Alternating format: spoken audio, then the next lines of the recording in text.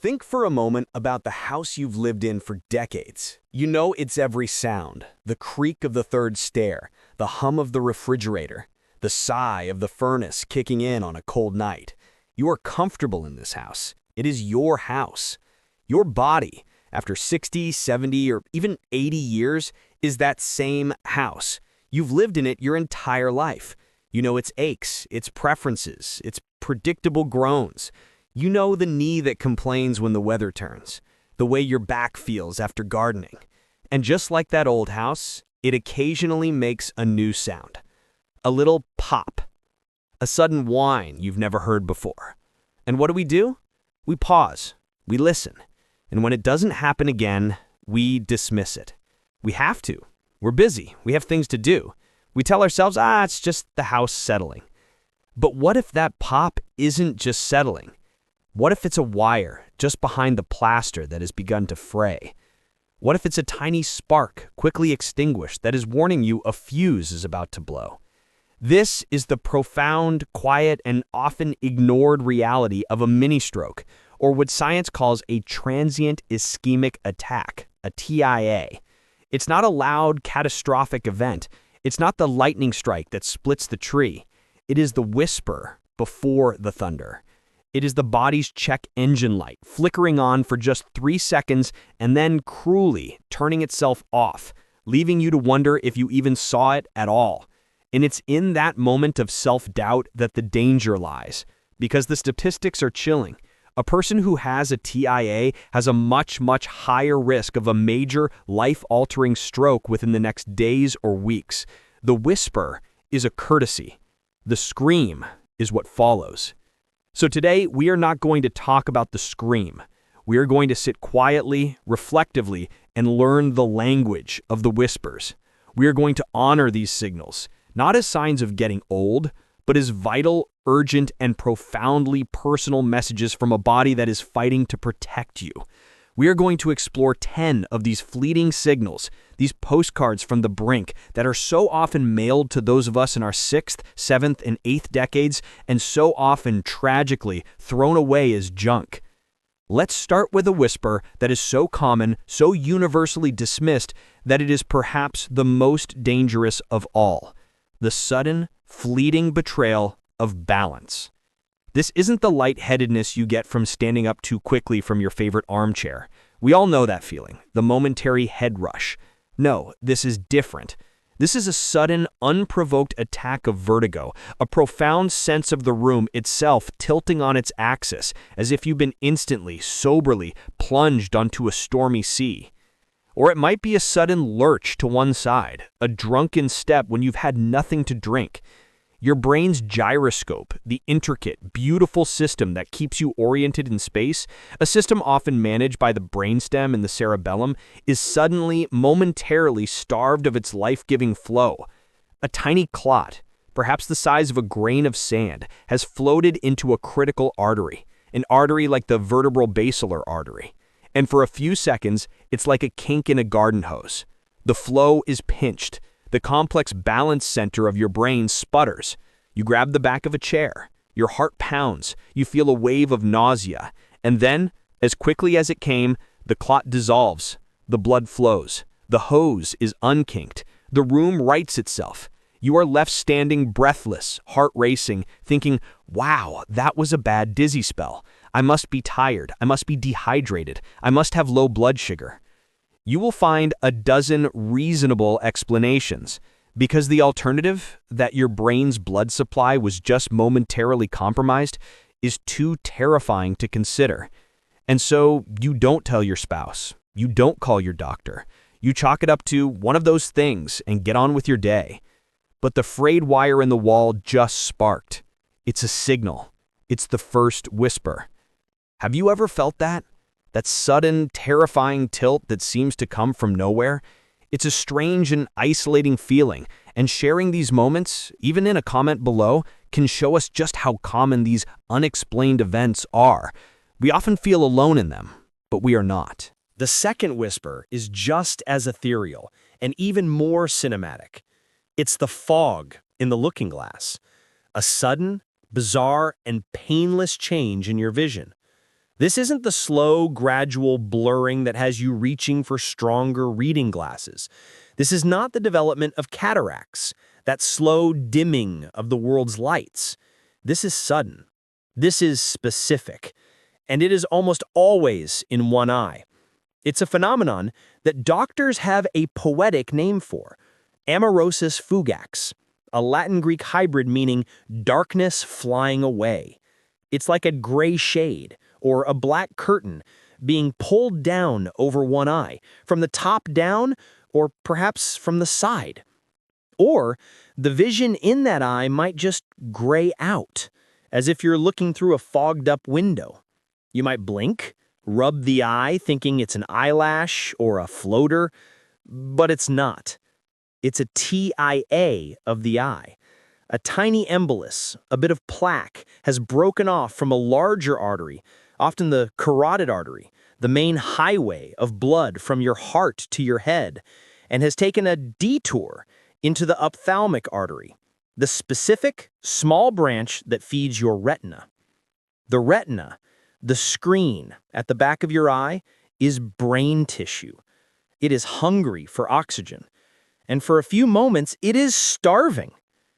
The curtain falls, and then, just as mysteriously, the clot breaks up, the blood flows again, and the curtain lifts.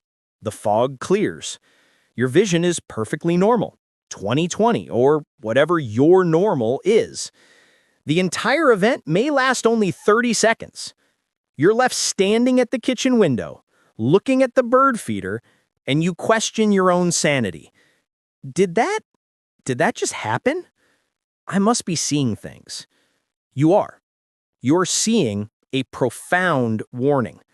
That little piece of plaque came from somewhere, and its parent blockage in the carotid artery is still there, waiting to send a larger piece, a piece that won't dissolve, a piece that will travel to a larger vessel in the brain and cause a massive, permanent stroke.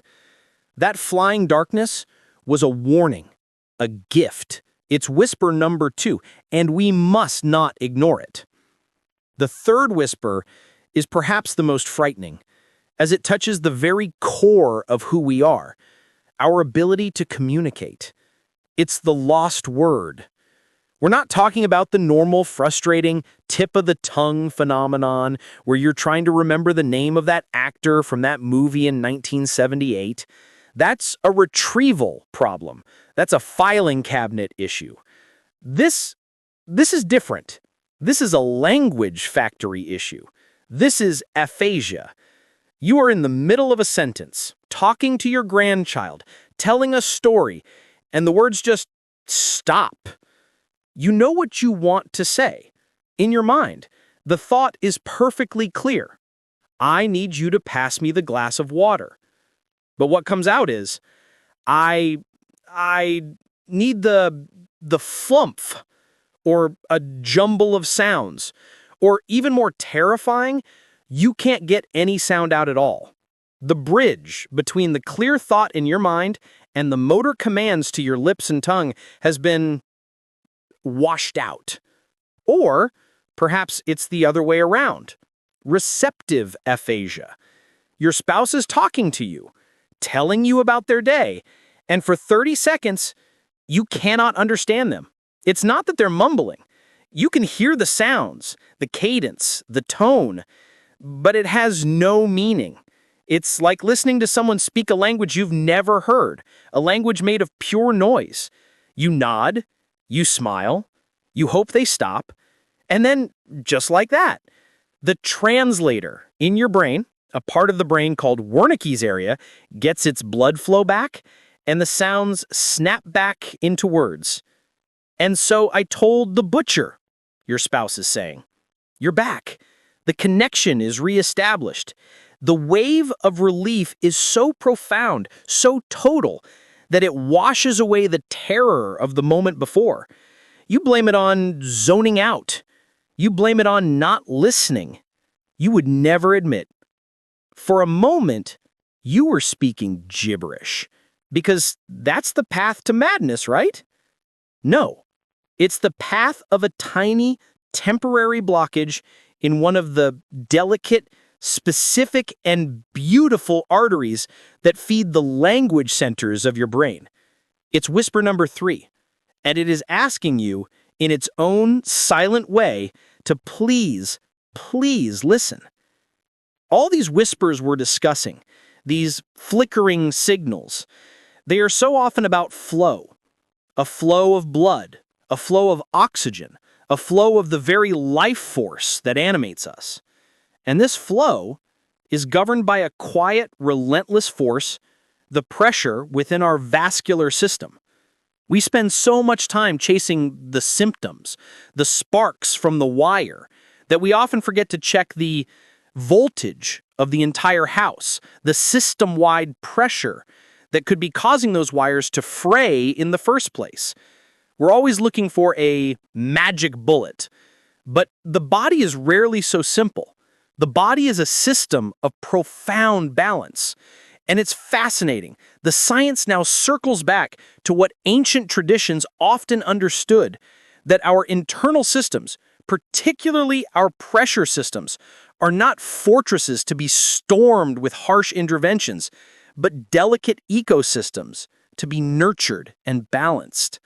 In fact, I recently came across some truly revolutionary science, a breakthrough discovery that is looking at this problem from a completely new angle. It's a natural formulation, something that works with the body's own endothelial network, the living lining of your arteries, to restore its natural, healthy balance. It's not about forcing a number. It's about supporting a system. It's an incredibly intriguing approach to cardiovascular health, and it's so new, you likely haven't heard about it. I can't possibly do the deep science justice in this short moment, but if you're curious about where the future of blood pressure support is heading and what this new understanding of vascular integrity looks like, I've left a link to the research in the very first pinned comment below this video. Now, let's return to the whispers, because this fourth one is a classic, but it's often misinterpreted. It is the phantom touch. This is the sudden onset numbness or weakness, almost always on just one side of the body. We're talking about your face, your arm, or your leg. It's not the pins and needles you get from sitting on your foot. That feeling is a reawakening of the nerves. This is the opposite. This is the nerves going to sleep. It's a sudden, profound numbness, a deadening, as if that part of your body has been injected with Novocaine. You might be holding your phone, and it just drops. Your fingers didn't decide to let go. They just turned off. Your grip for a few seconds or minutes was gone. Or you go to take a sip of coffee, and the coffee dribbles out of one side of your mouth. You rush to a mirror, and you see it. One side of your mouth is drooping slightly. It's lazy. You try to smile, and only half of your face gets the message. This is the phantom in action. It's a temporary palsy. A tiny clot has journeyed up into the brain, into a part called the motor cortex, the headquarters for all voluntary movement. It has blocked, for a moment, the blood supply to the exact group of neurons that control your right hand or your left cheek. The brain is a map. A TIA is a road closed sign on one specific street in that map. And because the brain is cross-wired, the blockage on the left side of your brain affects the right side of your body, and vice versa. Then the clot dissolves. The blood flow returns. The road closed sign is removed. You can smile normally again. You can make a fist.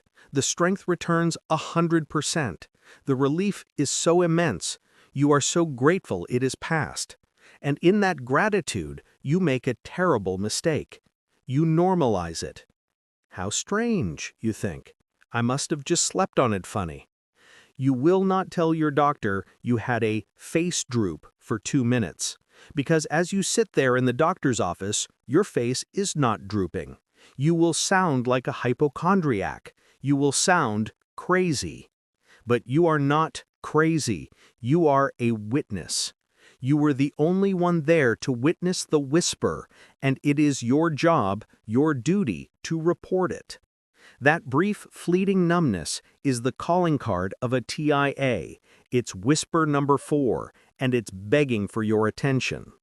If this journey we're on together, this reflective look at the body's most subtle signals, is resonating with you, if it's making you think differently, perhaps you could take a moment to press that thumbs up button. It's a small, silent signal from you to us, and it tells us that this kind of deep, thoughtful conversation is valuable, that it's worth continuing. It helps this community find these words, and we would be so grateful for it. Now for the fifth whisper, which is closely related to the last, but subtly, importantly, different. This isn't a loss of strength, weakness, or a loss of feeling, numbness. This is a loss of control. This is the sudden stumble, a brief, shocking loss of coordination. This is a problem with the cerebellum, the conductor of your body's orchestra. The cerebellum, located at the back of the brain, doesn't create the music, it doesn't initiate movement, but it coordinates it, it makes it smooth, it handles the timing, the rhythm, the balance. It's the autopilot that lets you walk or reach for a glass without consciously thinking about every single muscle involved. A TIA in the cerebellar artery is like the conductor's baton suddenly, inexplicably falling from his hand. The orchestra descends into chaos. For you, this translates to ataxia. You might be walking perfectly fine across the living room, and then, for 3 or 4 steps, you are wildly uncoordinated. You lurch, you stagger, your gait is wide, as if you are trying to balance on the deck of a rolling ship. Or you reach for the salt shaker on the table, a movement you've made 1,000,000 times, and your hand just misses. It doesn't miss because it's weak.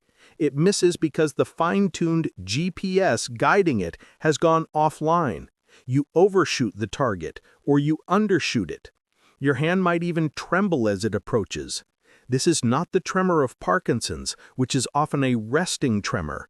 This is an intention tremor, a tremor that gets worse as you try to complete a precise task. It is profoundly, deeply unnerving. You feel clumsy, inept. You feel as if your own body is not your own. And then the blood flow restores. The conductor picks up his baton, the orchestra snaps back to attention, and you are left standing by the table, shaking, wondering what on earth just happened. I'm just clumsy, you'll say. I'm just tired. But you are not. You are warned. That is whisper number 5. The sixth whisper returns us to the realm of language, but it's the other side of the coin from whisper number 3. We talked about the inability to speak, expressive aphasia, or the inability to understand, receptive aphasia. But this is even more subtle. This is a sudden, baffling case of word salad. It's not that you can't find the word, it's that you use the wrong word, and you don't even know it. You might be looking at your cat, and you'll say, with perfect confidence, "It's time to feed the telephone." Or you'll be at the dinner table and ask someone to please pass the sky. The person you're speaking to will look at you, confused. The sky? What are you talking about? And you'll be just as confused. You'll be annoyed. The sky, the blue thing, right there, you'll say, pointing at the salt. It's a form of aphasia where the brain's filing cabinet has been scrambled. The label for salt has been temporarily pasted onto the file for sky. It's a cross-wiring of concepts. Or perhaps you'll speak in a sentence that is grammatically perfect, but utterly, beautifully nonsensical. The moon is walking quickly, but the coffee is made of purple. This is a profound, if temporary, scrambling of the brain's logic and language centers. It is, again, so bizarre, so out there, that when it resolves, nobody wants to talk about it. The listener is embarrassed for you, and you are terrified by it. You will both enter into a silent conspiracy of denial. He was just babbling, he's tired. I must have just misspoken. But this word salad is a classic sign that a specific eloquent part of your brain has been briefly starved of oxygen. It's whisper number 6, and it's a very, very strange one. And what about you? Have you ever had a moment where the words just came out wrong? A complete scrambling of your thoughts? It's a fascinating and frightening phenomenon, and sharing these experiences helps us all understand the map of these TIAs. What's the strangest, most fleeting sensation your own body has ever sent you? It's a curious thing to share, but in this community, we can see these patterns together. The 7th whisper is one we all think we know, but we get the details wrong. It's the headache. When we think stroke, we think the worst headache of my life, a thunderclap headache. And yes, that is a hallmark of a specific kind of stroke, a subarachnoid hemorrhage, a bleeding stroke. But a TIA is a blocking stroke, and the headache it produces is often different. It's not necessarily the worst, but it is the weirdest. It is a headache that is sudden. It comes on like a light switch. Not a slow build, not a dull ache that grows. It's 0 to 60 in 1 second. Bam! A sharp, stabbing, ice pick headache. Or it's a headache with a novel location. You get tension headaches in a band around your head. You get migraines behind your left eye. You know your headaches. This is a new headache. It's in a spot that has never hurt before. Or, most importantly, it's a headache that comes with one of the other whispers. A sudden headache plus a foggy eye. A sudden headache plus a numb arm. A sudden headache plus word salad. This is the plus sign that we cannot ignore. A headache plus event is a major, major red flag. It's the brain's fire alarm going off. The pain is a signal of distress from the blood vessels themselves, or from the dura, the lining of the brain, as it reacts to this sudden vascular event. But because the TIA is transient, the headache too may be transient. It may be intense for 5 minutes and then just fade into a dull ache. And so what do? We take a Tylenol, we take an ibuprofen, we treat the symptom, and we ignore the message. We cannot afford to do this. A sudden, novel, or plus headache is whisper number 7. It is not a request. It is a demand. And as we continue to explore these deep, often hidden connections between our body and our mind, this ongoing conversation, this community, becomes a vital tool. We explore these themes every single week, going deep into the science and the soul of what it means to live well and listen carefully to our bodies. If this is the kind of conversation you feel is missing from the world, if you find value in this reflective approach to health, perhaps you'd consider subscribing to the channel. We'd be honored to have you as part of this growing family, learning and sharing together as we navigate this journey. The 8th whisper is one of the most subtle and one of the most emotionally devastating. It's the ghost in the room, a sudden, profound, and global confusion. This isn't a specific deficit like a lost word or a numbed arm. This is the whole mind rebooting. You might be standing in your own kitchen, a room you've been in 10,000 times, and for a full minute, you have no idea where you are. You don't recognize the countertops. You don't know why you're there. The map of your life, your internal GPS, has just been wiped clean. It's a transient global amnesia. Or you might look at your spouse of 50 years, and for a fleeting, horrifying moment, you do not know who they are. They are a stranger in your house. The file for this most important person in your life has been temporarily corrupted. The confusion is total. You are disoriented in time, in space, and in person. This is not a senior moment. This is not brain fog.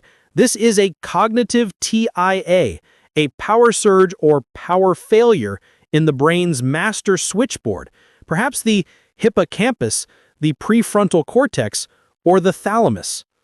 The blood flow to these higher centers of consciousness and memory is briefly, critically interrupted. And the terror, the existential terror of this moment is indescribable. And because it is so terrifying, it is the one symptom we are most likely to hide.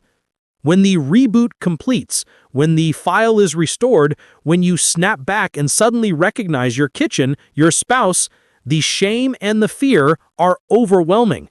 You've just had a glimpse of what losing your mind feels like, and you will never tell anyone. You will lock it away. You will pretend it didn't happen. The spouse who saw the blankness in your eyes will also be terrified and will also, perhaps, agree to the silence. You just zoned out for a minute. You must be really tired. This silent conspiracy, born of fear, is the TIA's greatest ally. This ghostly moment of disconnection is whisper number 8. It is perhaps the most important one to share with a medical professional, precisely because it is the hardest. The 9th whisper is a phantom of a different kind. Not a phantom weakness, but a phantom sensation. This is transient paresthesia, and it is bizarre. Paresthesia is the pins and needles feeling, but in this context, it is so much more. It is the sudden, untriggered sensation of water trickling down your leg when your leg is perfectly dry. It is a patch of skin on your forearm that suddenly, for 2 minutes, feels electrically charged, buzzing, or prickly, as if it has a sunburn. It's a feeling of coldness in your hand that is unrelated to the room temperature. These are sensory disturbances. A tiny clot has floated into the parietal lobe, the part of your brain that processes all incoming sensory information. It's the touch headquarters, and when its blood flow is flickering, it sends static down the line. It's a false signal. Your nerves are not firing at your leg. The brain's reception of your leg is firing. It's like ghost data in a computer. It is so strange, so hard to describe, that it is almost always dismissed. How do you go to a doctor and say, I felt a strange, non-existent trickle on my calf for 90 seconds last Tuesday? You don't. You ignore it. You think it's a pinched nerve, or restless legs, or just weirdness.